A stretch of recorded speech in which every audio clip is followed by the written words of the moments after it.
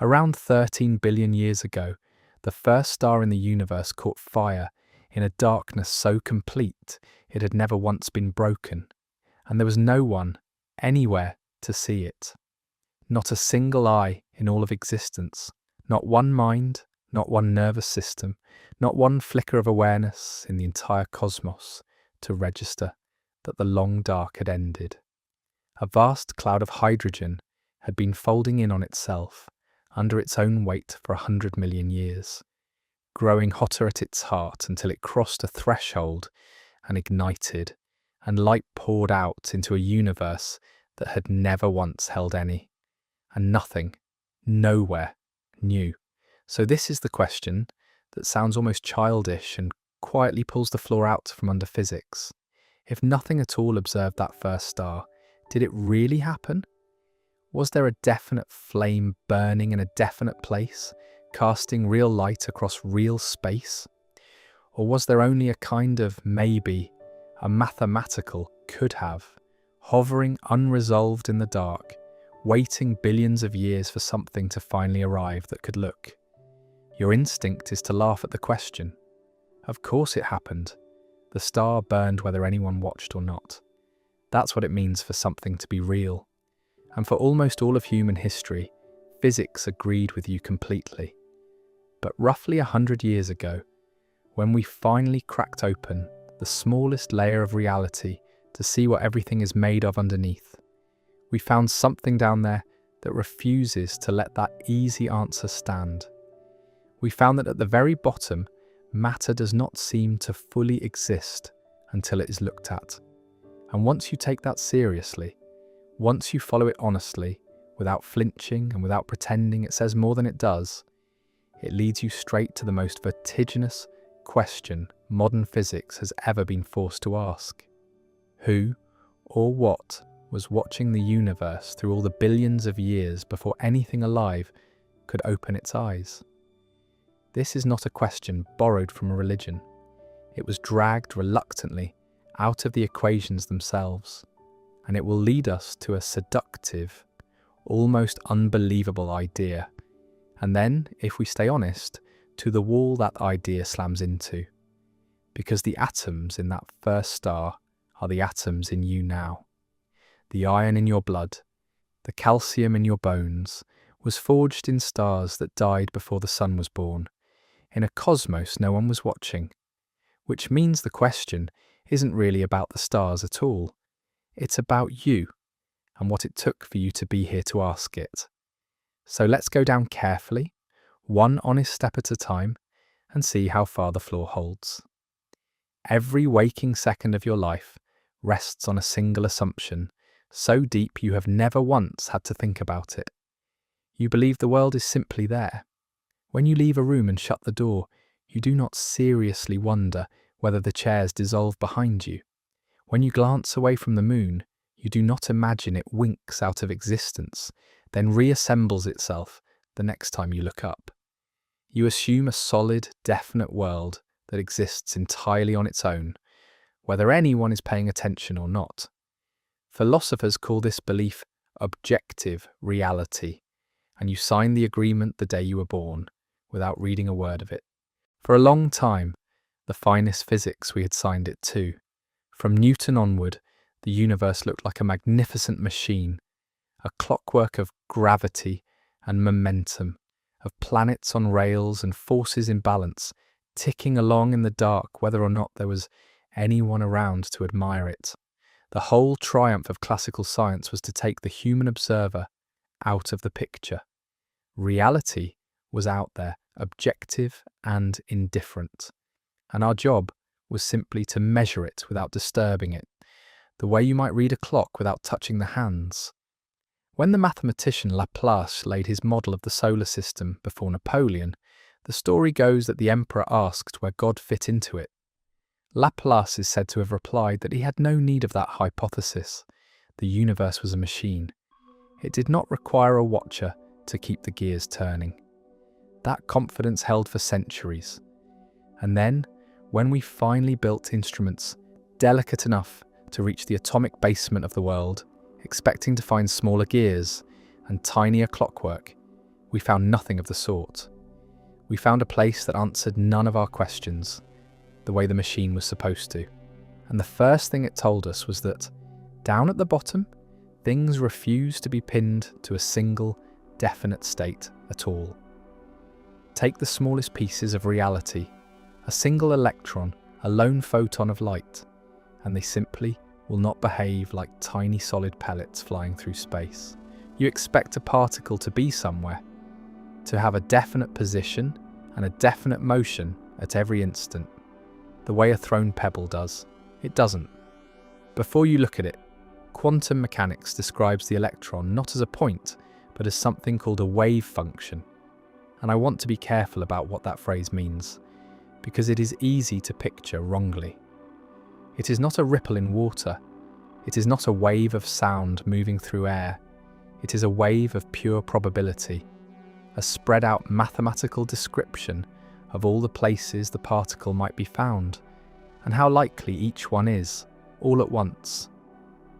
Before it is measured, the particle does not secretly have one true location that we're merely ignorant of.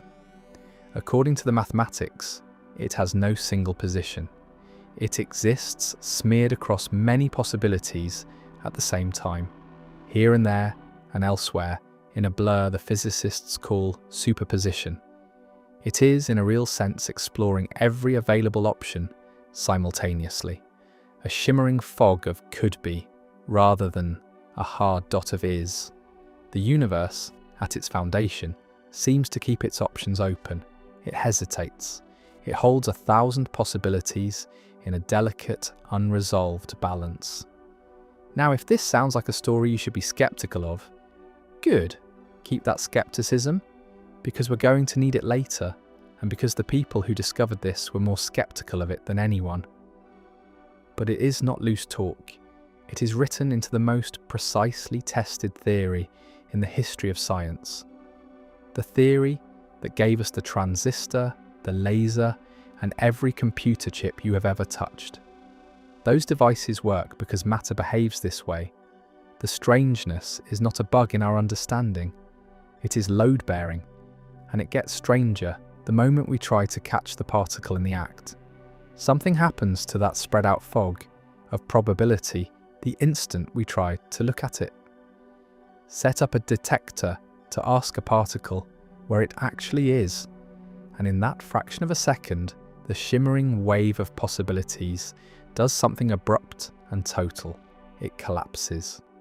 Out of the whole cloud of maybes, the particle suddenly snaps into one definite answer, a single position, a single hard fact, as though the universe, cornered and interrogated, were forced on the spot to choose. It stops being a wave of potential and becomes a point of matter. And the pattern of maybes that was there a moment before is simply gone. Physicists call this the measurement problem, and I don't use the word lightly when I say it may be the single greatest unsolved mystery in all of science. Because here is what will keep you up at night, once you really see it. Nothing in the equations of quantum mechanics explains how this collapse happens, or why. The mathematics is exquisite at predicting the odds. It will tell you, to more decimal places than you could ever check, the probability of each outcome. But it contains no mechanism, none at all, for the moment where a spread of probabilities becomes one solid reality. The theory says a measurement causes the collapse, and then it falls completely silent on what a measurement actually is. Sit with how large that hole is.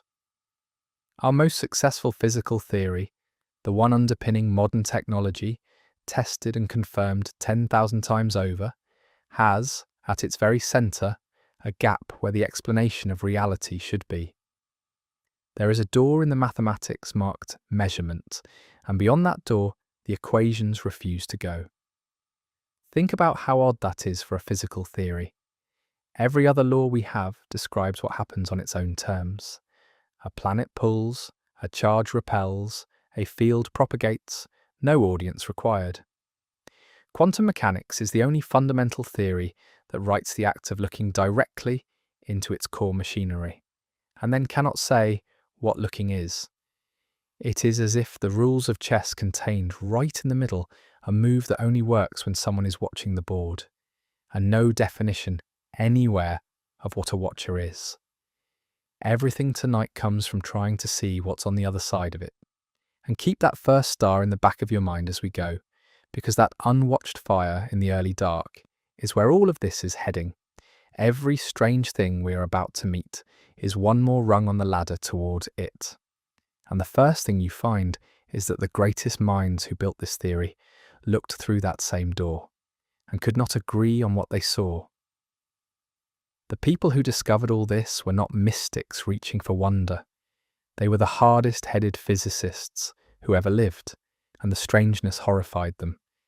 They had built the most accurate theory in human history, and they spent the rest of their lives unable to agree on what it was even describing. Albert Einstein hated it. He had spent his career restoring order to physics, and he could not accept a universe that only became definite when someone looked. He believed in a world that was simply there, ticking along by strict cause and effect, observer or no observer. The wave function, he insisted, must be incomplete. There had to be hidden gears turning underneath, secret variables that fixed where the particle really was all along, and our talk of probability was just a confession of ignorance. The particle always knew its own position, Einstein argued.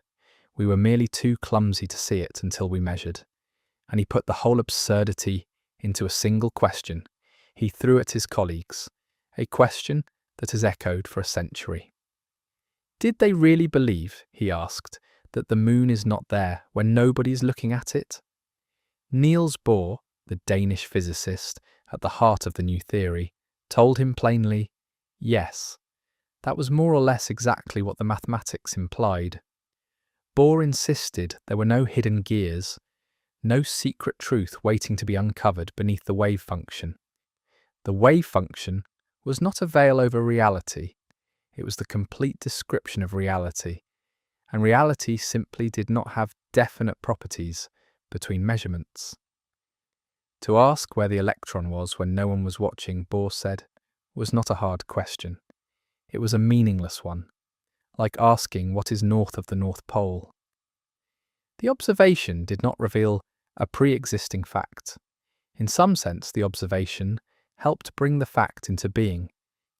This became the Copenhagen interpretation, and it demanded that we surrender our oldest intuition, that the world has definite features whether we look or not. And then there was Erwin Schrödinger, who had written the very equation that governs the wave function, and who was so disturbed by what his own creation seemed to imply that he invented a piece of mockery to expose it.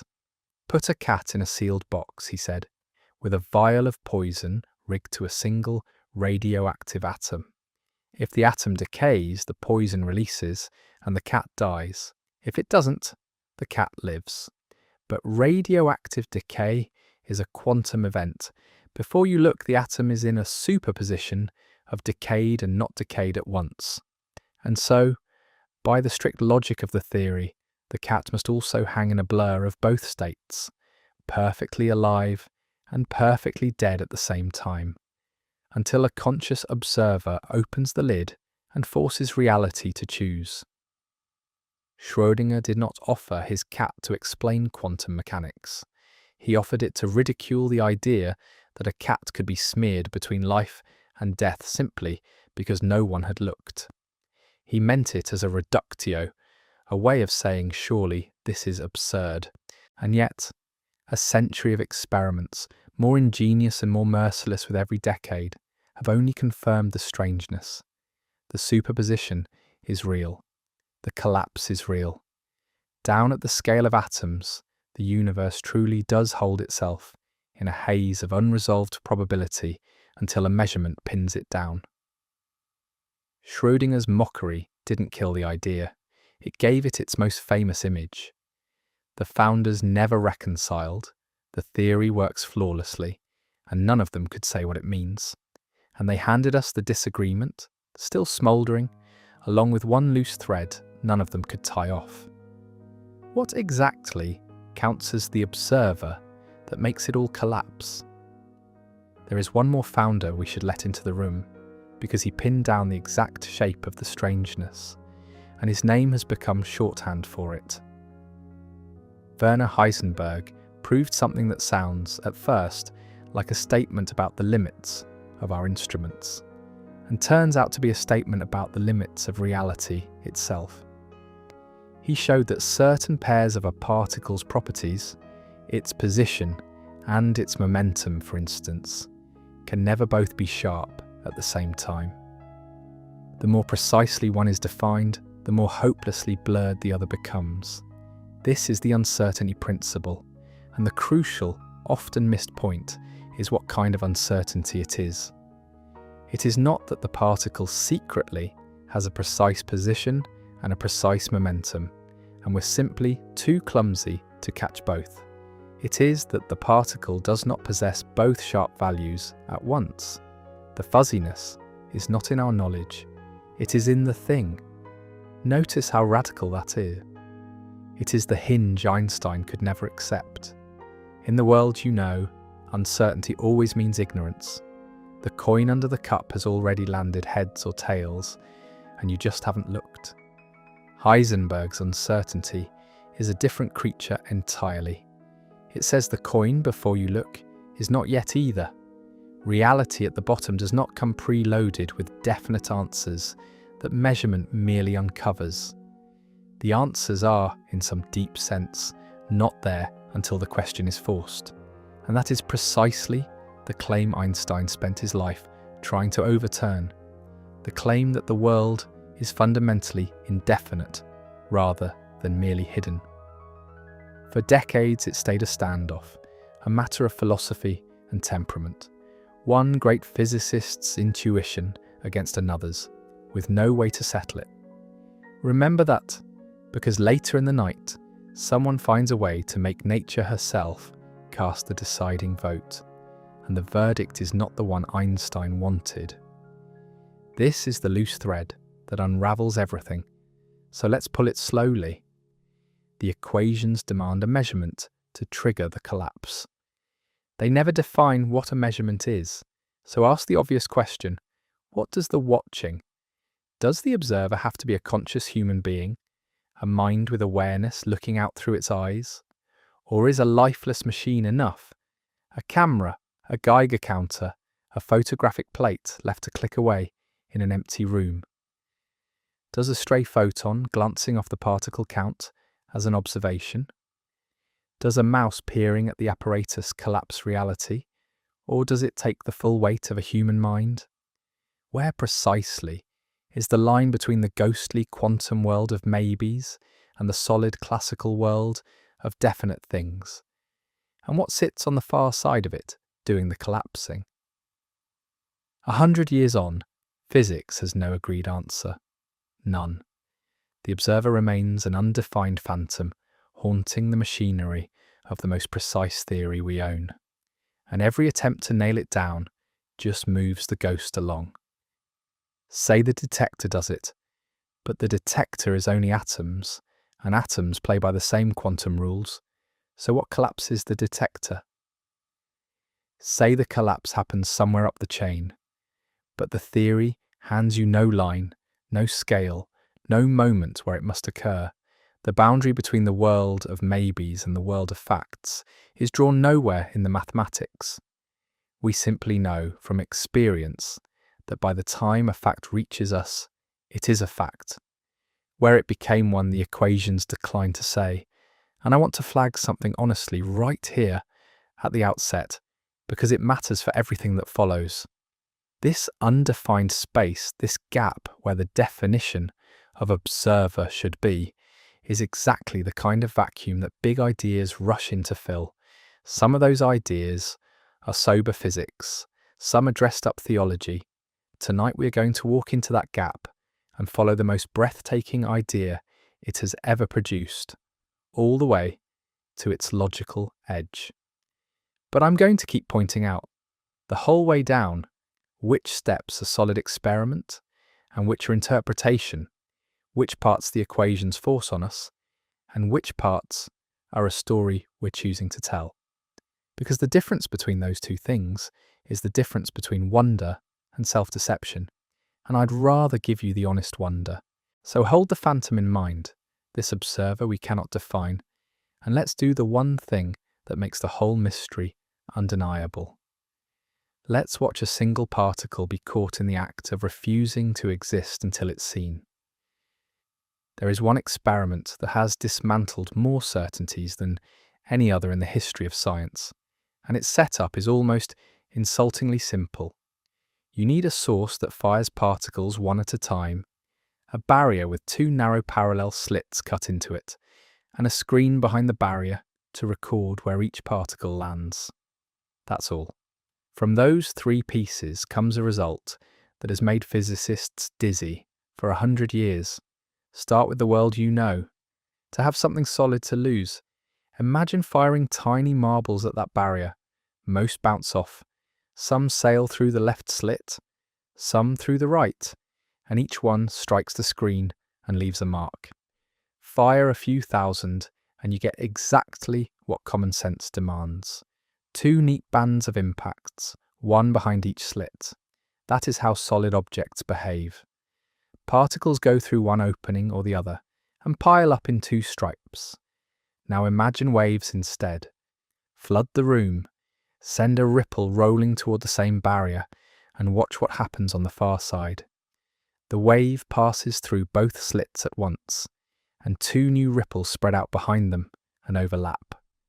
Where two crests meet, they add into a taller crest. Where a crest meets a trough, they cancel into flat, dead water. The result striking the back wall is not two bands. It is an interference pattern, a whole series of alternating stripes, bright where the waves reinforced, empty where they cancelled, spread right across the screen. That striped signature is the unmistakable fingerprint of a wave. A marble makes two bands. A wave makes many stripes. In the ordinary world, nothing is ever both. Then we shrink the experiment down and fire electrons, real particles, with real mass and real charge. Common sense says, two bands, like the marbles. But the screen fills with the striped interference pattern instead. The electrons, these supposedly solid specks of matter, are behaving like waves, rippling through both slits and interfering on the other side. Strange, but perhaps, the early physicists thought.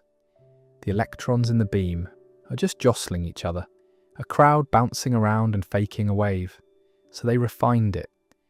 They turned the source down so low it released one single, solitary electron at a time. One particle, alone in the vacuum, with nothing whatsoever to bounce off. It travels, it hits the screen, and it leaves one small dot, then another electron, another dot. For hours the dots accumulate, one lonely point at a time. Each electron is utterly alone. Each must surely go through one slit or the other, and build up eventually the two honest bands of a solid thing. It doesn't. As the dots pile up, hour after hour, they slowly paint, out of thousands of individual isolated impacts, the striped interference pattern of a wave. And this is the moment the floor cracks. For an interference pattern to form, something has to interfere with something else. But each electron travelled completely alone. The only possible conclusion, the one physics has never been able to escape, is that the single electron interfered with itself. Leaving the source, it stopped being a solid point and spread into a wave of probability that passed through both slits at once, explored every path across the gap simultaneously, overlapped with its own alternatives, and only at the final instant of striking, the screen collapsed back into one definite dot. Alone, a single particle goes through two doors at the same time. Matter at the bottom is not solid. It is a shimmering fog of possibility that only hardens into one reality at the moment of contact. But the human mind cannot leave a trick like that alone. We had to know, which slit does it really go through? So the physicists placed a tiny detector beside the slits, a watcher to catch the electron in the act and record its true path.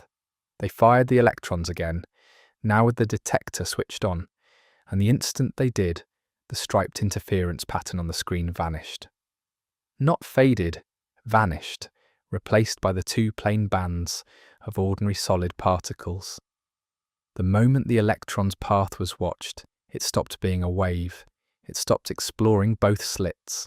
It picked one door like a well-behaved marble and went through it. Switch the detector off, and the stripes return. Switch it on, and they die. And no one has ever caught the electron in the act of deciding. There is no film of it choosing a slit as the detector clicks on. The change is simply there, absolute, every time, as though the particle's very nature were tied not to where it is but to how much can be known about it. The particle behaves one way when it is observed and another way when it is not. It is as though the universe somehow knows it is being watched and drops its ghostly double life the instant anyone checks. That is the measurement problem, no longer as an abstraction but as a hard fact you can reproduce on a lab bench any afternoon. The act of gathering information about the particle physically changes what the particle is, and if a detector on a bench this afternoon can do that to a single electron, hold on to the question, waiting at the bottom of the night, what could ever have done it to a whole star in a cosmos with no detectors, no benches, and no eyes at all? For decades, physicists reached for the same comforting escape you're probably reaching for now. Of course the pattern dies when you watch, they said. The detector has to touch the particle to see it. To spot an electron, you have to bounce something off it, a photon or a field, and that little collision physically jostles the fragile thing and knocks it out of its wave-like behaviour. The collapse in this telling is not some deep mystery about observation. It's just clumsy fingers. We're bumping the particle when we try to look, and the interference dies of the disturbance. Reality stays safely objective. We're only breaking it by accident. It is a reasonable hope, and one physicist in particular refused to let it stand. John Wheeler was no fringe dreamer. He was a titan of 20th century physics, a collaborator of Einstein's, the doctoral mentor of Richard Feynman, the man who gave us the very term black hole. And Wheeler realised that if the "we're just bumping it" excuse were true, you could defeat it with cleverness. Design an experiment where the decision of whether to look at the particle's path is made after the particle has already passed the slits, too late for any nudge to matter, because the choice hadn't been made yet when the particle went through. This is the delayed choice experiment, and its refined cousin, the quantum eraser, and what they reveal is stranger and more precise than crude disturbance. The shape of it, stripped to essentials, runs like this. You take a single photon and split it into a pair of entangled twins that share one quantum fate. One twin, the signal, races off toward the slits, and the screen, and lands quickly, its mark recorded. The other twin, the idler, is sent the long way round, through a maze of mirrors, arriving at its own detectors a little later, after its partner has already hit the screen. And in that maze you install a choice. You can route the idler so that it reveals which slit the pair went through, locking in the path information, or route it so that information is scrambled and erased forever. Crucially, you get to make that choice after the signal photon's journey is already over, and the result stops the breath. When the path information is preserved, the signal photons show two plain bands, particle behaviour. When the path information is erased, the very same photons show the striped interference, wave behaviour. The choice you make about the idler after its twin has already landed correlates perfectly with how that twin behaved. Now, the seductive way to describe this, the way most videos will sell it to you, is that the future reaches back and rewrites the past. That an observer's choice today edits history. That cause and effect run backward. And I have to stop us right here, because this is exactly the kind of moment where honesty separates real wonder from beautiful nonsense. The universe does not let you change the past. The delayed choice eraser cannot send a single bit of information backward in time, and no one has ever used it to do so. Here is the honest mechanism. When you look at the signal photons all together as one heap, you see no interference at all, just a smear. The clean striped pattern only appears when you go back afterward and sort the signal photons according to what happened to their idler twins, keeping only the subset whose partners had their path information erased. The interference is hidden inside the correlations, and you can only pull it out by comparing the two sets of data after both are collected. Nothing travelled backward, no history was rewritten.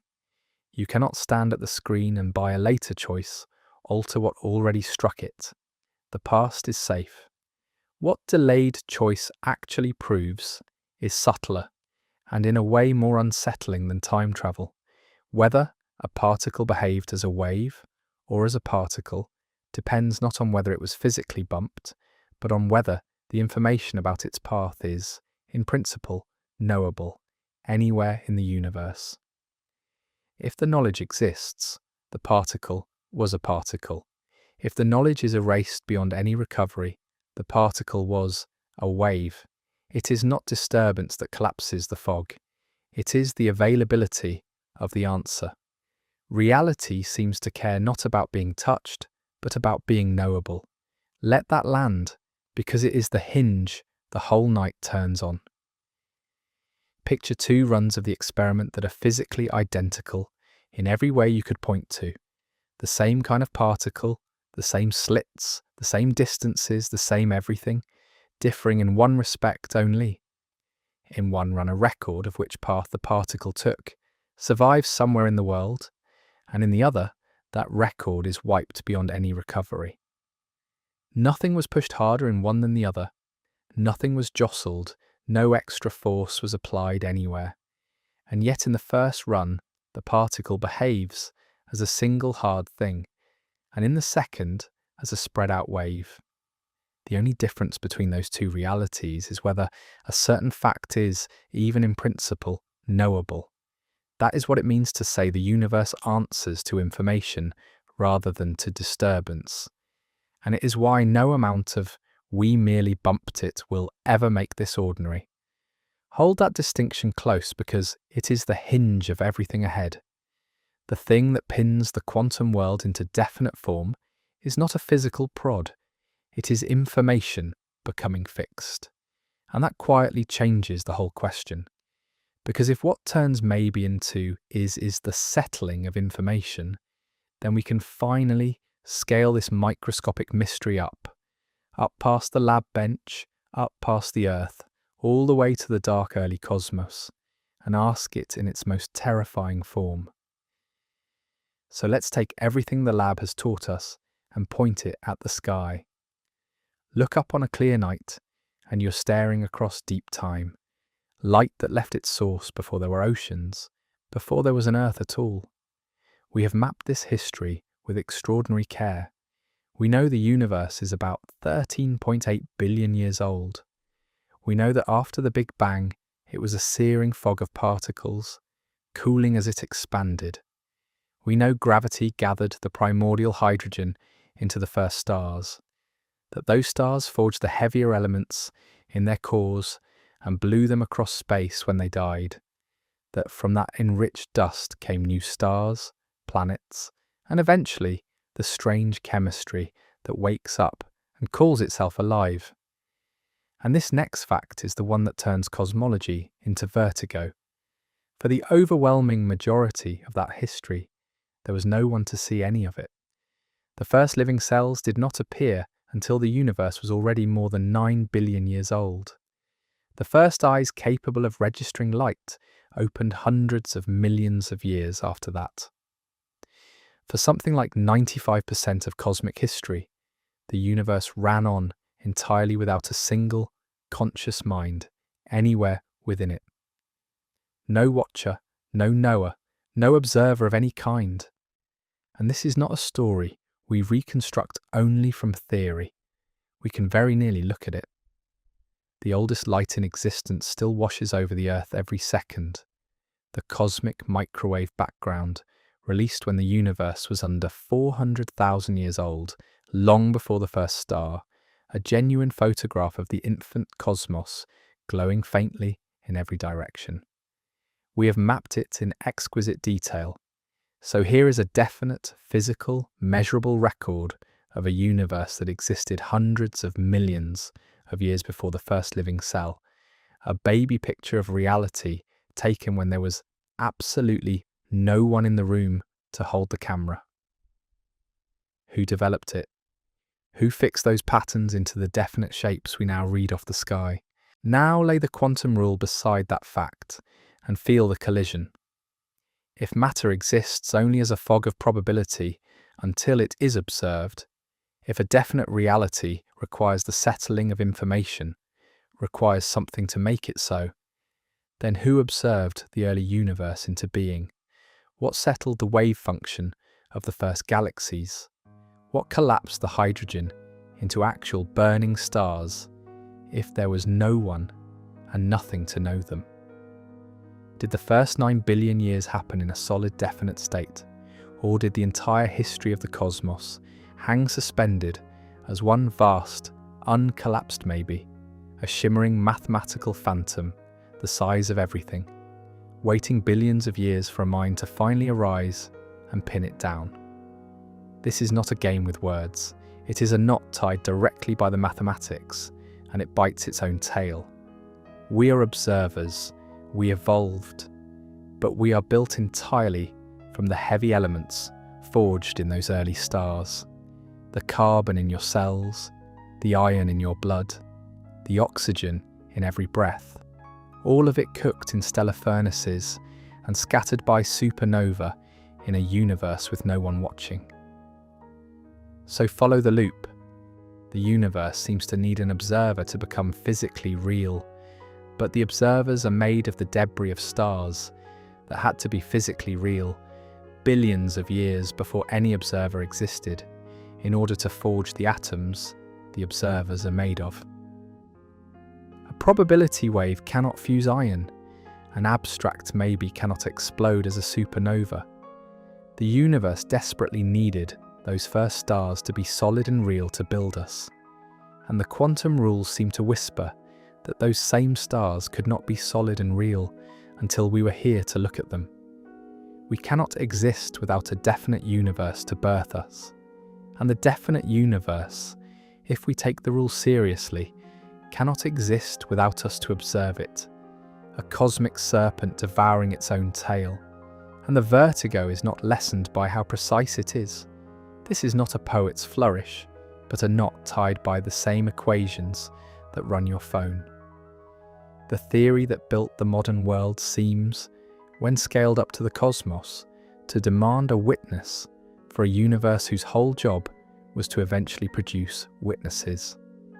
It is the strictest logic leading to the most impossible conclusion, and that combination is exactly what makes it so hard to shake. This is the paradox in its full maddening force, and to escape it, some very serious people have walked down a very strange road. Follow the logic honestly, and it seems to leave one door open. If reality requires an observer to become definite, and the universe was definite for billions of years before any living thing could watch, then perhaps the universe was never truly unobserved. Perhaps there has always been a witness, not a latecomer of flesh and neurons, but a permanent, boundless awareness woven into the fabric of things, whose ceaseless attention held the cosmos in a definite state from the very first instant. This is the threshold some thinkers have reached, half in awe and half in dread, and it has come to be called the quantum God hypothesis. I want to state it at its full strength, fairly, before I lay a finger on it, because a mystery you knock down cheaply teaches you nothing, and I want to strip away the baggage first. This idea does not mean a bearded figure on a cloud, hurling judgments and lightning. It means something colder and, in a way, grander, an ultimate observer, an infinite, unbroken awareness that perceives every corner of the cosmos at once, that needs no eyes and no instruments, whose sheer attention forces the endless waves of quantum possibility into the hard reality we walk through. In this view, creation was never a single event long ago. It is a continuous act, happening everywhere, every fraction of a second, the universe held in existence, moment to moment, by being known. And what lifts it above a comforting story is this: it has a serious mathematical spine, and it comes from one of the most rigorous minds of the 20th century. John von Neumann, one of the great mathematicians in history, formalized quantum theory, and in doing so, he noticed something deeply unsettling about where the collapse could possibly happen. Trace the chain of a measurement. A particle in superposition meets a detector, but the detector is itself just a heap of atoms, and atoms obey quantum rules. So the mathematics says the detector does not collapse the particle. It becomes entangled with it, and now the detector itself hangs in a superposition of having measured this and having measured that. Add a computer screen, it too is made of atoms, so it joins the blur. Add the light travelling to your eye, the chemistry firing in your retina, the neurons in your visual cortex. Every link in that chain is physical matter, and physical matter, by the equations, only spreads the superposition wider. Von Neumann found that nowhere in the physical chain do the equations ever force a collapse. Physical thing entangling with physical thing just makes a larger fog. The blur should march unbroken right up the chain and into your very brain. And yet, you never experience a blur. You open your eyes and see one definite world, one outcome, sharp and singular. So von Neumann drew a startling line. If nothing physical in the chain collapses the wave function, then the collapse must happen where the chain finally leaves the physical world altogether, at the one link that is not made of ordinary matter. Awareness itself, consciousness, the place where information crosses from the physical into the felt. Walk the chain up into your own head and feel where it lands. The photon from the screen strikes your retina and fires a nerve, physical, entangled, still blurred. The signal races up the optic nerve into the visual cortex, physical, entangled, still blurred. Neuron triggers neuron. The pattern climbs deeper into the dark folds of your brain, every step physical, every step by the equations, only widening the fog. And then somewhere in there, the blur ends, and you simply see one screen, one result, sharp and single and undeniable. Von Neumann's unsettling point was that the mathematics never tells you where that happened. The one thing in the whole chain the equations cannot describe is the very thing you're doing right now, having a definite experience. His colleague Eugene Wigner pushed it to its sharpest edge with a thought experiment. Imagine a friend sealed in a perfectly isolated lab, measuring a particle. For the friend inside, the moment they see the result, reality snaps into place. The particle is definite, the experiment is over. But for Wigner, standing outside the sealed door, with no information, the entire lab, friend included, remains, by the strict mathematics, in superposition.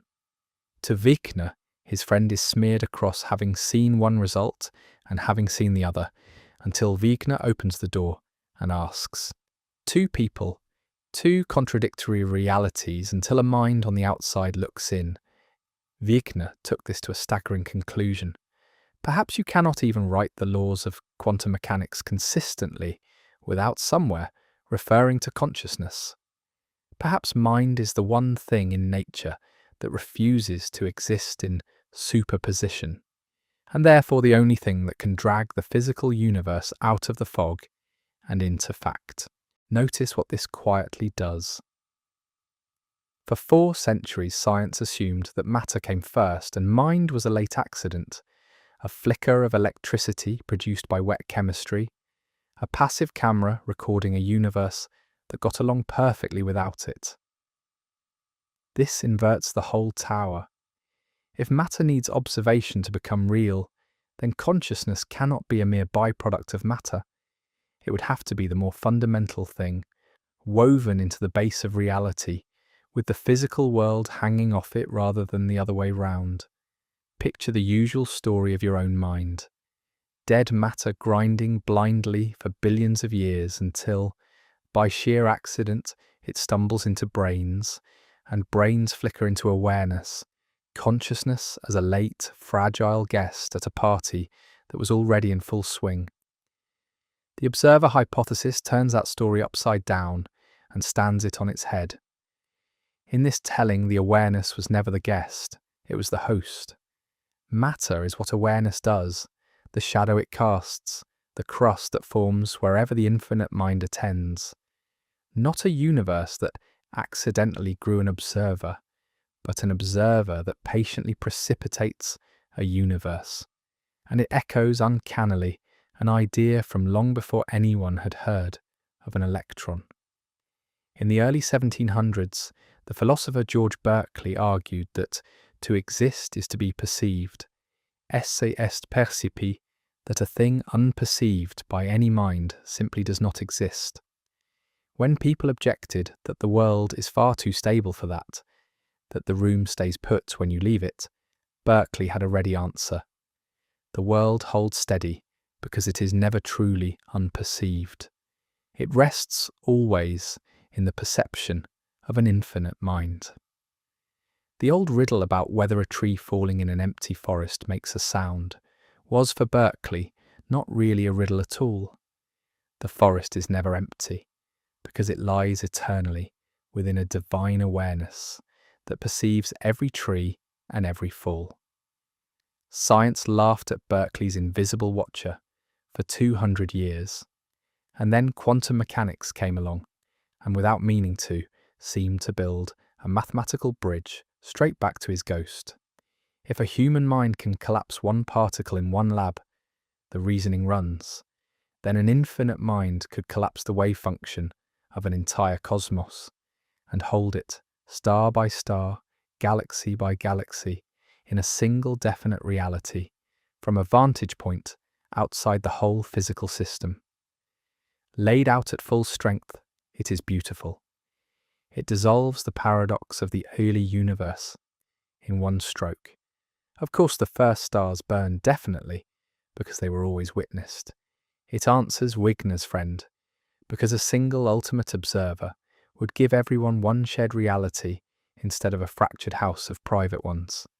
It reunites, after centuries of war, the mystic who says all things rest in one universal mind, and the physicist who maps the collapse of a wave function. It is elegant, it is sweeping, and it satisfies something deep in us, which is exactly why we now have to be careful.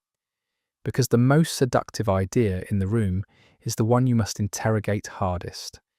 And when we do, this one starts to come apart in 3 separate places. The first and deepest problem with the quantum God hypothesis is that it quietly assumes something false, that without a mind, nothing collapses the wave function. And over the last half-century, physicists have shown that this simply isn't so. There is a mechanism, entirely mindless, that pins quantum possibility into definite reality constantly, everywhere, without the faintest need for awareness. It is called decoherence, and it is the single strongest reason to doubt that consciousness has anything special to do with any of this. There is a mistake hidden inside every version of the story so far, including mine up to now. When we picture a particle drifting as a lonely wave of probability, we imagine it in a perfect, silent void, isolated from everything, its delicate superposition, able to hover undisturbed until some grand observer arrives. But the real universe is nothing like that pristine emptiness. It is unimaginably crowded and loud.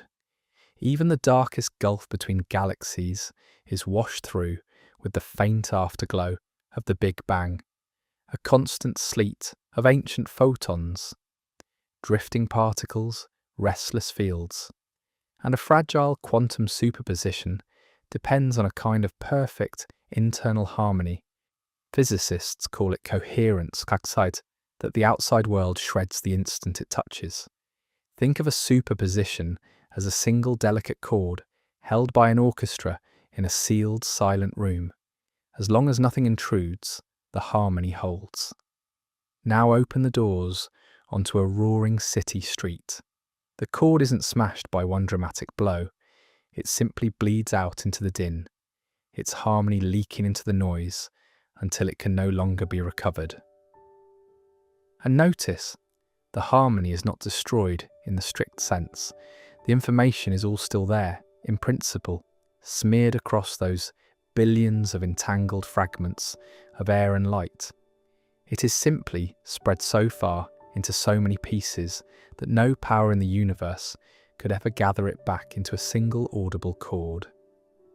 The superposition doesn't so much die as disperse beyond retrieval, which for anyone who might want to observe it, amounts to exactly the same thing.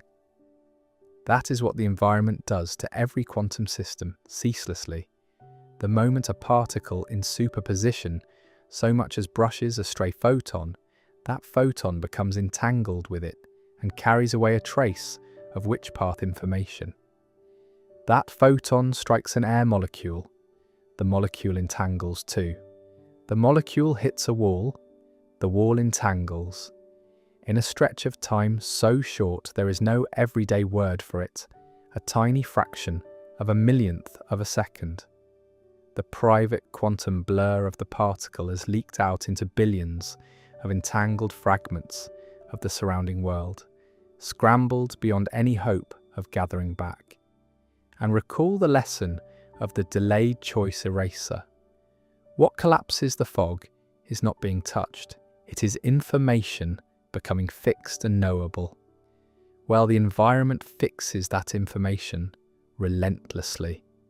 Every stray photon, every collision is a measurement, a piece of the universe recording a piece of another piece. The cosmos, in this view, is measuring itself trillions of times a second in every cubic inch, with no mind involved anywhere. And now watch what this does to our terrible paradox. We asked, who observed the early universe? Decoherence answers. Coolly, nothing needed to. The early cosmos was not a silent, pristine void waiting for eyes. It was the most violent measuring device imaginable, a boiling, blinding plasma in which particles slammed into one another and entangled countless times every instant. Any superposition that tried to form on any meaningful scale was suffocated by the sheer density of interaction before it could ever grow. The universe baked itself into definiteness through nothing but its own furious internal friction. The first stars burned as hard, real, definite things, not because some infinite mind was gazing at them, but because a star is an enormous object drenched in its own light and heat, its every atom relentlessly measured by its neighbours. And Einstein's old challenge, is the moon there when no one looks, gets a quiet, devastating answer. Yes, the moon is ceaselessly observed, not by any mind but by the flood of sunlight striking it every second, each photon bouncing off and carrying away a record of its position, anchoring it to hard reality, whether a single human eye is turned toward it or not. Reality does not wait on consciousness. It is nailed into place, moment by moment, by the ordinary, mindless, overwhelming crowdedness of the world. And that includes you. As you rest here, every atom of you is being measured without pause, by the air moving against your skin, the light in the room, the warmth leaving your body into the cold, which is precisely why you have never once caught yourself smeared across 2 chairs at the same time. You are the most thoroughly observed object in the room, and not a scrap of that observing needs a mind, least of all your own. This is not a fringe rescue. Decoherence is mainstream, well-tested physics. We can watch superpositions decay in the lab exactly as it predicts. Faster the larger and warmer the system. It is why you never see a coffee cup in 2 places. Not because cups are exempt from quantum rules, but because a cup is so ferociously entangled with the air and the light around it that its superposition dies before any clock could tick. And there is a further wrinkle, worked out more recently, that closes the loop on our whole worry about objective reality. Physicists call it quantum Darwinism, and it explains not just why superpositions fade, but why we all agree on the world that remains. When a system is measured by its environment, the environment doesn't just erase the fog, it makes many redundant copies of the surviving information and scatters them everywhere. The position of the moon is stamped onto countless photons streaming off it in all directions, so that any observer catching any small handful of those photons reads the same answer. The classical, definite, shared world we all inhabit is, in this picture, precisely the information robust enough to be copied over and over into the environment until everyone who looks finds the same fact. Objectivity itself, the very thing quantum mechanics seem to threaten, re-emerges from the mindless environment, broadcasting reality to anyone who cares to catch a copy. No agreeing minds required, no cosmic witness, just the universe, endlessly publishing itself. The undefined phantom we set out to find, the observer that makes reality real, turns out, in the vast majority of cases, to be nothing more mysterious than the rest of the universe, which means the God hypothesis has answered a question that, on closer inspection, may not have needed a God at all. But, and I promised I would keep us honest in both directions, decoherence does not quite close the case. It leaves one gap open, and that gap is where the mystery makes its last real stand. The gap decoherence leaves, stated as plainly as I can manage, is this. It brilliantly explains why the fog fades, why the countless overlapping possibilities of a superposition get scrambled into the environment and vanish from view. But it does not, on its own, explain why the universe then hands you this particular outcome rather than that one. Spin measured up rather than down. Electron found here rather than there. Decoherence explains the fading of the ghost. It does not explain the rolling of the dice, so the mystery is not gone. It has been narrowed and relocated, which is real progress, but it is not a solved case, and anyone who tells you the measurement problem is fully closed is selling you something. Into that narrow remaining gap, physicists have poured a handful of complete interpretations of quantum mechanics.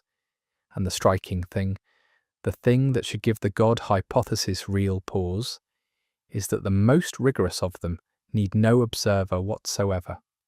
No consciousness, no mind, no divine witness. They dissolve the paradox by rewriting what's underneath, and they do it with cold machinery. The first is the many worlds interpretation, proposed by Hugh Everett in the 1950s, and it takes the equations at their literal word. Everett noticed that the mathematics of the wave function never actually describe a collapse. The collapse was a rule physicists bolted on by hand to explain why we only ever see one result. So Everett asked the audacious question, what if the collapse simply never happens? What if the wave function just keeps evolving forever and every possibility is real? In this picture, when a particle faces the choice of left slit or right, it does not pick one. Reality itself splits. In one branch, the particle goes left. In an equally real branch, it goes right. And when you look at the detector, you don't collapse anything. You merely become entangled with the outcome and split along with it. There is now a version of you who saw left, and a version who saw right, each utterly convinced they live in the one and only world. There is no special observer here, no mind that matters, no God. There is only an endlessly branching tree of realities, splitting trillions of times a second, in which every possible outcome occurs somewhere. It is a staggering price and an unimaginable ocean of unseeable parallel worlds. But it buys you a universe that runs with no watcher at all. The second is the pilot wave theory, first sketched by de Broglie and revived by David Bohm, and it goes the opposite direction, back toward the solid, definite world Einstein longed for. In this picture, particles are never fuzzy fogs of possibility. An electron is always a real, definite speck with an exact position at every instant, even when no one is anywhere near it. The weirdness lives not in the particle, but in a hidden wave that flows through space and guides it, a pilot wave that ripples through both slits and steers the solid particle along, landing it where the currents dictate. There is no collapse, no observer, no dice. If you knew the wave and the starting position exactly, you could predict everything. It is a fully deterministic clockwork, its gears simply hidden beneath the surface of the vacuum. Reality is definite the whole time, observed or not. Look at what we have. 3 serious, well-developed accounts of the very same experiments, decoherence, many worlds, pilot wave, and not one of them requires a conscious mind, let alone a cosmic one, to make reality real. They each demand a strange sacrifice, mindless environmental measurement everywhere, or infinite branching universes, or invisible guiding waves.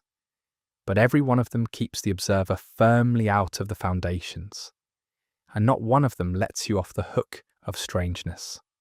In one, you're quietly splitting into countless copies of yourself as you listen. In another, every particle in your body is being steered along by an invisible wave you can never see. Whichever turns out to be true, you are living inside it at this very moment, with no way to feel which, and that leaves the quantum God hypothesis in an awkward spot, because its whole force came from the claim that only a mind can collapse the wave function. And that claim, it turns out, is not forced on us by the physics at all. It was a choice of interpretation among several, and probably the least popular one among working physicists today. There is one more blow, and it lands from the most unexpected direction, from the man who first put consciousness at the centre. Eugene Wigner, in his later years, walked away from his own idea. He came to see that if his conscious mind were uniquely required to collapse reality, then his friend sealed in the lab was reduced to a mere blur until he looked. And so was every other person, every other mind, the whole of humanity hanging in superposition until it entered Wigner's awareness. That road leads to solipsism, to the lonely and absurd conclusion that your mind alone is real, and everyone else is a probability wave. Wigner found that untenable, and rightly so. The founder of the consciousness causes collapse idea abandoned it, defeated by its own logic. That should tell us something. The most seductive version of the observer's power tends to collapse, appropriately enough, the moment you look at it too closely. At this point, you might want to reach back and rescue Einstein. Forget consciousness. Forget branching worlds. Maybe the old man was simply correct. Maybe the particle always had a definite position. The wave function is just our ignorance, and there are hidden variables underneath, secret gears that fix reality in advance so no observer is ever needed. It is the most natural hope in the world. For 30 years, it was also completely untestable. A matter of taste, Einstein's intuition against Bohr's, with no experiment able to decide between them. And then in 1964, a quiet Irish physicist named John Bell found a way to force nature to answer. Bell's insight is one of the most beautiful pieces of reasoning in all of science, and its power comes from entanglement. Take two particles and prepare them together so their fates are linked, entangled, then send them far apart. Quantum mechanics says that measuring one instantly fixes a matching property of the other, no matter how vast the distance between them. Einstein found this idea so distasteful, he called it spooky action at a distance, and took it as proof the theory was incomplete. Surely, he reasoned, each particle simply carried hidden instructions from the start, a secret plan settled at the moment they parted, so that no signal or spookiness was needed. Just two envelopes, sealed in advance and opened later. Make it concrete. Prepare two particles so their spins are perfectly anti-correlated. Then carry one to a lab here and one to a lab a galaxy away. Measure the near one and find it spinning up, and you know instantly that the far one, whenever anyone checks, will be spinning down. The two answers always opposite, no matter the distance, no matter that no signal could have crossed between them in time. Einstein's reading was the sane one. The particles were simply born with opposite spins, like a pair of gloves split into two boxes, so that finding a left glove here tells you a right glove is there, with nothing spooky about it. The gloves were always what they were, we just hadn't opened the boxes. Bell's genius was to realise that these two pictures, hidden instructions settled in advance versus genuine quantum indefiniteness, are not merely a matter of philosophy. They predict different numbers. If the particles carry preset hidden instructions, the statistics of many measurements at various angles must stay within a certain limit. If quantum mechanics is right, and there are no such preset values, the correlations can exceed that limit. The disagreement was now something you could measure on a bench, so they measured it. Through the 1970s and 80s, in ever more careful experiments, the work that would earn a Nobel Prize decades later, physicists closed loophole after loophole and ran Bell's test thousands upon thousands of times. And nature answered unambiguously against Einstein. The correlations blow straight past the limit that any theory of local hidden instructions could ever produce. Picture it as a long series of paired measurements at different angles, tallied patiently over thousands of runs. If the particles carried sealed instructions, the matches and mismatches could only line up so often. There is a ceiling, a number no envelope scheme can beat. Quantum reality sails clean over that ceiling, again and again, exactly as the equations predict, and precisely as no pre-written plan ever could. The gloves were not packed in advance. There was nothing in the boxes until someone looked. There are no secret envelopes sealed in advance. The particles do not carry preset answers waiting to be uncovered. Reality, at the bottom, does not have definite local values sitting there before measurement. Einstein's cosy dream, a world of hidden gears, definite and independent and observer-free, is not just unfashionable. It has been ruled out by experiment. I want to be precise about what this does and doesn't mean, because it's often overstated. Bell's theorem does not prove that consciousness creates reality, and it does not hand the quantum God a victory. What it proves is narrower and, in its way, heavier. You cannot have a world that is both local, no instant influence across distance, and definite before measurement. One of those two comforts has to go. You can keep a definite world if you allow it to be deeply, instantly connected across any distance, the way pilot wave theory does. You can keep locality if you allow the world to be indefinite until measured, the way Copenhagen does. But you cannot have the ordinary common sense reality you woke up believing in this morning, a world of separate things with definite properties, minding their own business, whether or not anyone looks. That world is gone. The experiments killed it. And it is worth pausing on the fact that this includes you, your body, the chair beneath you, the light in the space between them. None of it is the tidy, self-contained, observer-independent stuff you always took it for. Whatever you are, at the bottom, you're not made of that. And this is the honest reason the observer question refuses to die, no matter how much decoherence we throw at it. Even after we banish consciousness from the foundations, we are still left with a reality that is either radically undefined until it interacts, or radically entangled across all of space. And neither of those is the solid, separate, observer-independent world we assumed we lived in. Einstein lost the argument, but in losing it, he proved that the strangeness is real, and not going anywhere, now to the flaw that breaks the God hypothesis specifically, on its own terms, from the inside. Grant the whole idea for the sake of argument. Say reality truly cannot become definite without an observer, and say there is an ultimate observer, a boundless mind, holding the cosmos in place by perceiving it. We have to ask the question that the theory's own logic demands, the same merciless question we've been asking all along.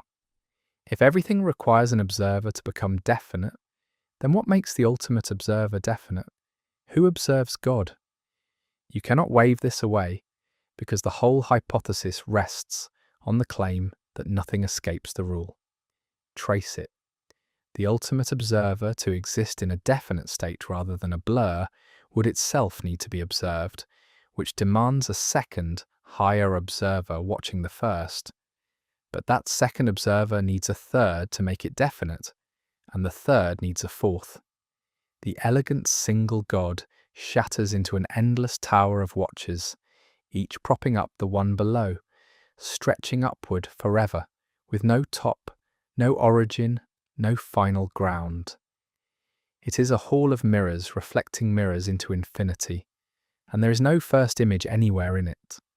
Philosophers call this an infinite regress, and it is the classic signature of an explanation that has failed, because it doesn't actually answer the question. It just picks the question up and hurls it one step further away, over and over, forever. There is exactly one way out, and it is telling. You can simply declare that the ultimate observer is exempt, that it alone does not obey the rule, that it exists in a definite state without needing to be observed, because it stands outside the physical order entirely. And you can absolutely say that. Theologians have said something like it for millennia. The uncaused cause, the unmoved mover, the one fixed point that needs nothing beneath it. But notice what has happened the moment you say it. You have stopped doing physics. The entire force of the quantum God argument was that it followed from the equations, that science itself dragged us to this door. But now, to keep the door from opening onto an infinite fall, you have to reach past science and grant your observer a special exemption from the very law you used to conjure it. And once you're allowed to invent one thing that breaks the rules of physics to save your theory, a skeptic can fairly ask why you didn't just invent a rule-breaking bit of physics in the first place and leave consciousness and divinity out of it entirely. The God hypothesis, followed honestly to its end, either falls forever up a ladder of watchers, or quietly steps out of science and into faith. And notice that this is not an atheist's objection smuggled in from outside. It is the hypothesis failing by its own central rule, the rule that nothing becomes definite, unmarked, unwitnessed, unobserved. Apply that rule without fear or favour, and it consumes the very witness it was invented to install. A law that explains everything except itself has not reached bottom. It has only hidden the bottom one floor down. It is a profound idea. It is not, in the end, a physical answer. So we tore down the cathedral. Decoherence showed the universe measures itself without minds. The observer-free interpretations showed reality can run with no watcher at all. Bell showed the cosy, definite world is gone, but didn't hand it to any god. And the infinite regress showed the divine observer either falls forever or leaves science behind. You might think that clears the table completely, that the honest verdict is simply the observer was never special, move along. But that is not quite where the evidence leaves us either, and the most interesting figure in this whole story knew it. Because after everything, one strange residue remains, and John Wheeler spent the last decades of his life staring at it. Wheeler had earned the right to be listened to. He didn't traffic in mysticism. He'd spent a lifetime in the hardest mathematics of relativity and quantum theory. And he divided his own long career into 3 phases. In the first, he believed everything was made of particles. In the second, as the field theories matured, he believed everything was made of fields. And in the third and final phase, he arrived at a conclusion so strange it still unsettles physicists. Everything, he decided, is made of information. He compressed it into a phrase that has haunted physics ever since. It from bit. Every it, every particle and star and galaxy derives its very existence from bits. From answers to yes or no questions the universe is asked. The physical world, in Wheeler's final vision, is not the bedrock. It is the output. What's underneath is a vast web of questions and answers, and reality is what precipitates when the questions get answered. If that sounds too abstract to be physics, remember where it came from. Not from a philosopher's daydream, but from a man who had spent decades in the machinery of black holes and quantum fields, and found, at the end of it, that information kept turning up wherever he dug deepest. Mass, charge, spin, everything we call a property is, in the end, a set of answers to questions you could pose to a particle. Strip away the answers, and there is no secret extra stuff left underneath. The answers go all the way down. To feel what he meant, he offered a version of the parlour game 20 questions, and it is worth playing through slowly. In the normal game, you leave the room. The others agree on an object, say an elephant, and you return and narrow it down. Is it alive? Is it large? Until you guess. The object existed, fixed, the whole time. Your questions merely uncovered it. But Wheeler imagined a wicked variant. You leave, and this time the others agree on nothing. There is no object. When you return and ask, is it alive? The first person, having nothing in mind, simply chooses an answer. Yes, with only one rule. Their answer must stay consistent with every answer already given. You ask another. The next person, now constrained by the first, invents a consistent no. Question by question, the web of committed answers tightens until finally you ask, is it an elephant? And it must by now be yes. An elephant now exists in the game, but it did not exist when you walked in. It was built by the very asking, forged out of the questions you happened to pose, and the answers they forced. Wheeler's shattering claim was that the quantum universe works exactly like the second game. The particle in superposition has no definite answer waiting to be found. It is only when a measurement poses a sharp yes or no question, left slit or right, spin up or down, that the universe is obliged to commit to a bit, and the physical fact crystallizes out of the asking. The electron does not have information. The electron is information made definite by being interrogated. And from this he drew the idea he called the participatory universe. If reality precipitates when questions are answered, when information is registered, then the registering of information is not a passive act of watching a finished world. It is part of how the world becomes finished. Wheeler drew it as a great letter U.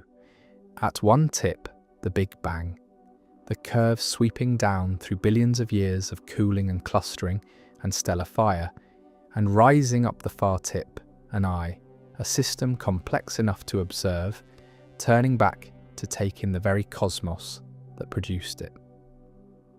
In Wheeler's picture, the universe is a closed loop that, in some sense, brings itself into full definiteness by eventually generating the observership that registers it. He even proposed a way to test the flavour of it at cosmic scale. Picture the light of an ancient quasar, so distant its rays bend around an intervening galaxy on their way to us, able to pass on the left or the right. Whether that photon behaved as a wave taking both paths or a particle taking one relates by the delayed choice logic to how we choose to measure it tonight, after it has travelled for billions of years. Versions of this cosmic delayed choice have actually been carried out, and they behave just as the lab experiments do. Now, I have to hold the line I've held all night, because it would be so easy to let Wheeler's grandeur slide back into the mysticism we just dismantled. Wheeler's participatory universe is speculative.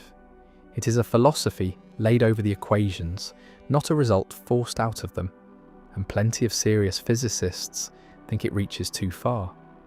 And crucially, Wheeler's observer is not necessarily a conscious mind, and is emphatically not a god. An observation, in his sense, is any registering of a definite bit of information, which a mindless detector or a stray photon can do just as well as a person. So this is not the quantum god returning through the back door. What Wheeler kept alive, and what survives all our demolition, is smaller and stranger and more defensible than any deity. It is this: that information, the settling of yes or no facts, sits somewhere near the foundation of physical reality. That the line between the thing observed and the act of observing it is not as clean as we always assumed. Not consciousness creating matter, but observership, interaction, information, the answering of questions, woven into the weave of what it means for something to be definite at all. Let me gather the whole night into one clear-eyed place, because we've travelled a long way, and it would be easy to lose the thread of what we actually know versus what we merely wondered. Start with the hardest ground, the part no serious physicist disputes, the naive world you woke up believing in, a collection of separate objects, each sitting there with definite properties, entirely indifferent to whether anyone or anything interacts with it. That world is experimentally gone. The double slit killed the idea that a particle has one definite path when unobserved. Bell killed the idea that it carries definite preset values across space. Whatever reality is at the bottom, it is not a room full of little things minding their own business in the dark. It is something that only takes on sharp, definite form in the act of interaction. That much is not mysticism. It is the settled result of a century of the most careful experiments we have ever done. Now the honest uncertainty, held just as firmly. What that means, what actually happens in the collapse, why one outcome rather than another, what reality is doing between measurements, remains unresolved. We have several complete, self-consistent answers, and no way yet to choose between them. Copenhagen says reality simply has no definite values until measured, and refuses to say more. Decoherence says the environment measures everything ceaselessly, which explains almost everything except the final selection of one outcome. Many worlds says nothing collapses and every outcome happens in its own branch. Pilot wave says particles are always definite, secretly guided by a non-local wave. These are not childish guesses. Each is defended by brilliant people, and each demands you swallow something strange. And the debate is no longer purely armchair. In recent years, physicists have begun turning Wigner's friend from a thought experiment into a real one, using photons as stand-in observers and building nested measurements that pit one observer's recorded fact against another's. A striking theorem proved in 2018, together with the experiments that followed, points to a disorienting possibility that under the strict rules of quantum theory, two observers may not always be able to agree on what happened, that there may be no single observer-independent fact of the matter about a measurement, even in principle. It is early, and how to read these results is fiercely contested. But it means the deepest question we have been circling all night is not frozen in old arguments. It is live, it is in the laboratory right now, and it is getting stranger, not tamer. Anyone who tells you the matter is closed, in either direction, toward cold mechanism or toward cosmic mind, is telling you more than the physics can support. And you should be a little suspicious, always, of the storyteller who sounds most certain here, because certainty is exactly the thing this corner of physics has refused to hand anyone for 100 years. The intellectually honest position, 100 years in, is that we have the most successful equations in the history of science, and we still do not fully understand what they're telling us about reality. That is not a failure to be embarrassed by. It is the live edge of human knowledge, and there is something thrilling about standing on it without pretending the ground is more solid than it is. Most working physicists, for what it's worth, do not lie awake over a quantum god. They lean on decoherence and quietly pick whichever interpretation they can stomach and get back to work. But we don't yet know which strange thing is true is a very different sentence from reality is a dead machine and the mystery is solved, and it is the only honest one on offer. But the journey did resolve one thing, and it's worth saying plainly, because it is the answer to the question we opened with. Who was watching the universe before you existed? The honest answer is, it did not need you, and it did not need a god. The early universe watched itself. Every collision in that primordial fire, every photon scattering off every particle, was an interaction that fixed information, that answered a yes or no question, that anchored a fragment of reality into definiteness. The first star burned as a hard, real thing, not because an infinite mind gazed upon it, but because a star is a roaring furnace drenched in its own radiation, its every atom endlessly interacting with its neighbours, endlessly measured by the sheer physical crowdedness of itself. The cosmos never hung, as one vast unwitnessed may be waiting for a mind. It was pinning itself into fact relentlessly from the first instant. No consciousness required, no deity required, only the universe's own ceaseless conversation with itself. And yet, and this is the strange gift the whole terrifying detour leaves behind, the paradox was not wrong to point where it pointed. It just aimed a little off. It suggested reality needs a mind, and that turned out to be a step too far. But it was reaching, clumsily, towards something that is true. That reality is not a set of things, but a set of relationships. That nothing at the quantum bottom has definite features in perfect isolation. A property only becomes sharp in the meeting of one thing with another, in the touch, in the exchange of information. Existence down there is not a solitary state. It is something that happens between. The observer question was mysticism dressed over a real discovery. And when you strip off the robe, the discovery is still standing there, quiet and astonishing. To be at the deepest level we can reach is to be in relation. There is one more interpretation I have held back until now, and I saved it on purpose, because it is the one that takes everything this long night has taught us, and, instead of flinching from it, builds an entire physics on it. It is not the most famous. It has no branching multiverses to sell, no hidden god, no cosmic mind. It is almost suspiciously calm, and it may be the most honest answer we have.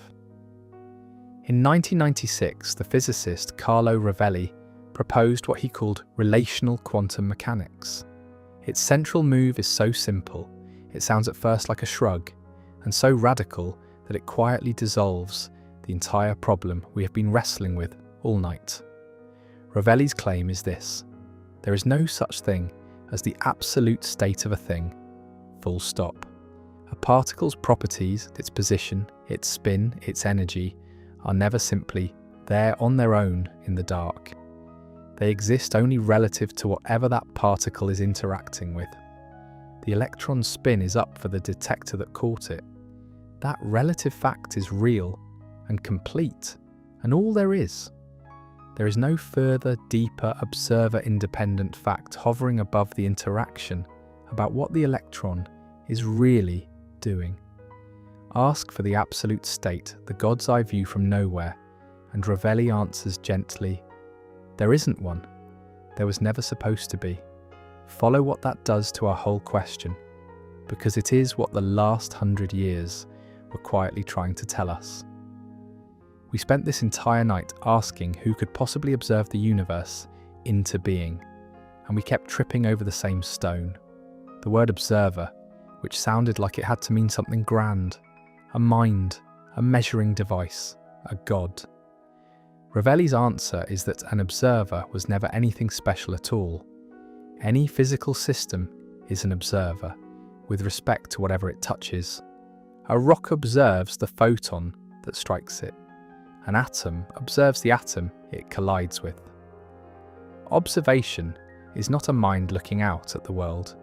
It is simply one thing making a difference to another thing. And the moment you see that, the terrible paradox of the early universe evaporates in your hands. Who observed the first star? Everything it touched. A fact about that star existed for every photon it threw off, for every atom it pulled inward, for the gas and dust its light ever reached, an ocean of relationships, each one a definite fact for the systems it joined, none of them requiring a mind, none of them adding up to a single absolute account written in the sky, because there is no such account, and there never needed to be. There was never a view from nowhere, and there was never a need for one. This is also, quietly, why those recent Wigner's friend experiments could hint that there may be no observer-independent facts, and why that turns out not to be the catastrophe it first sounds like. In the relational picture, of course, two observers can hold different facts about the same event. A fact is always a fact for some system. There is no absolute truth that they're failing to share, because the absolute belonging to no one truth was the fiction all along. I want to stay honest here, the way I have tried to be all night. Relational quantum mechanics is one serious interpretation among the few, not a settled verdict, and Rovelli himself would be the first to tell you the argument is not over. But of every answer we have laid on the table, it is the one that takes the hard, 100-year lesson that nothing at the bottom is definite in isolation, and instead of treating it as a wound to be healed, lays it down as the foundation. It does not try to rescue the old solid world, and it does not reach for a mind to hold reality together. It says quietly that the solid world and the cosmic mind were two versions of the same impossible wish, a fact that belongs to no one, a truth with no address. And there is no such fact. There are only relationships, all the way down, each one perfectly real for the things it joins. The universe was never a stage waiting for an audience to make it real. It was the stage and the players and the watching, all at once, and it never once needed a seat out front. If that last idea felt like a soft landing after all the demolition, let me show you that it is not just consolation. It is where some of the most serious physics being done right now is quietly heading. Because Wheeler's hunch that information sits closer to the foundation than matter does has grown in the decades since into a genuine research frontier, and the picture it is sketching is stranger and more beautiful than the quantum god ever was. Start with a result that sounds impossible and is now mainstream. The maximum amount of information you can pack into any region of space is set not by its volume, but by its surface area, by the size of the boundary you could wrap around it. This is the holographic principle, and it emerged from the study of black holes, where the information swallowed by the hole turns out to be written across the area of its horizon, not buried in its depths.